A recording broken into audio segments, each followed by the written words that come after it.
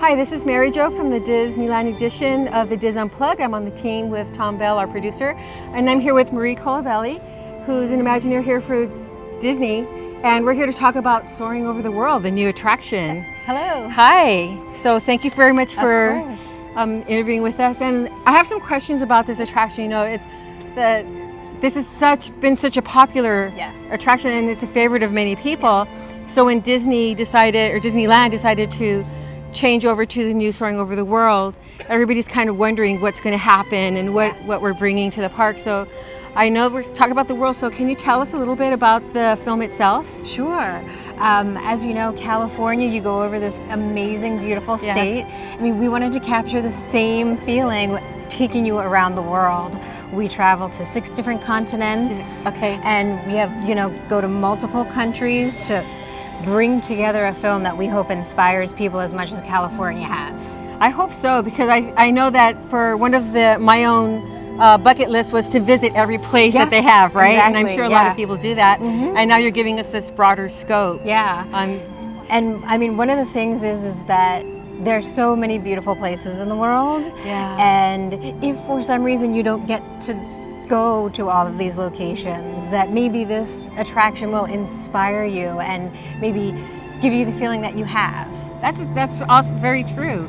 And the music was really beautiful in the original Soaring Over California. How about the music over here for Soaring Over the World? What do we have?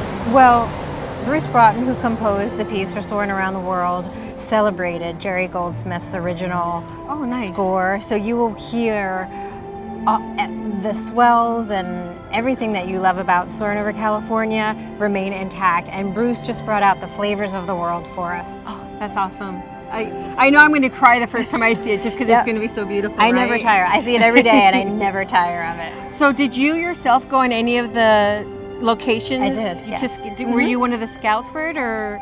I was on the production team. Okay. And we spent a significant amount scouting, so we could really identify and choose the locations, and then traveling again to do the filming as well. So do you pick, there's even more countries and then you narrow it down?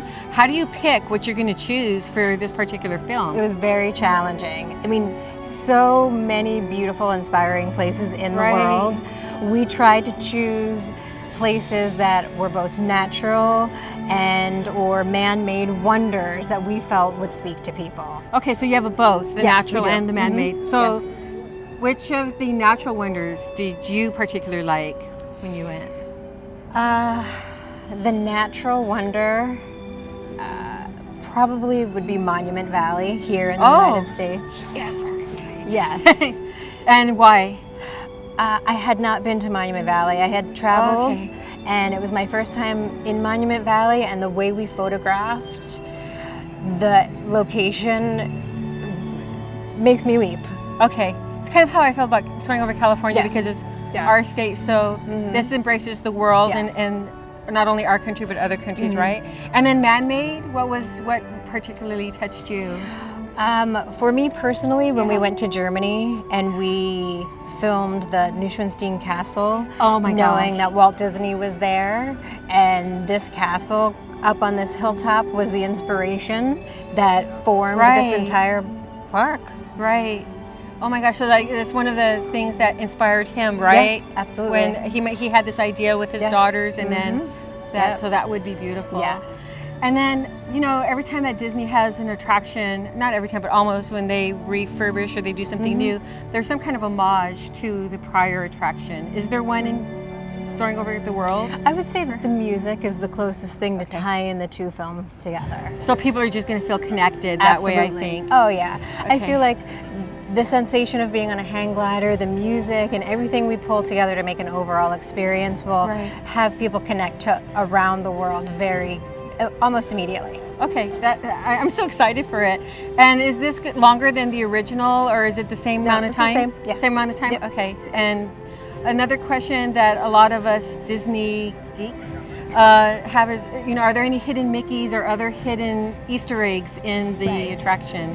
On June 17th, you will have an opportunity to find out. All right. We have to keep some element of surprise. That's true. So I probably will have to see it many times in order to find those, right? Yes, absolutely. So, yeah, I'm pretty sure that I'll be here on that day. So June 17th is when it's going to be. Yes, opening day. Okay, opening day. Are there going to be any soft openings, or is it a hard opening? Nope, June 17th is the day. So that's, and I can understand why. It's because Shanghai, you want to.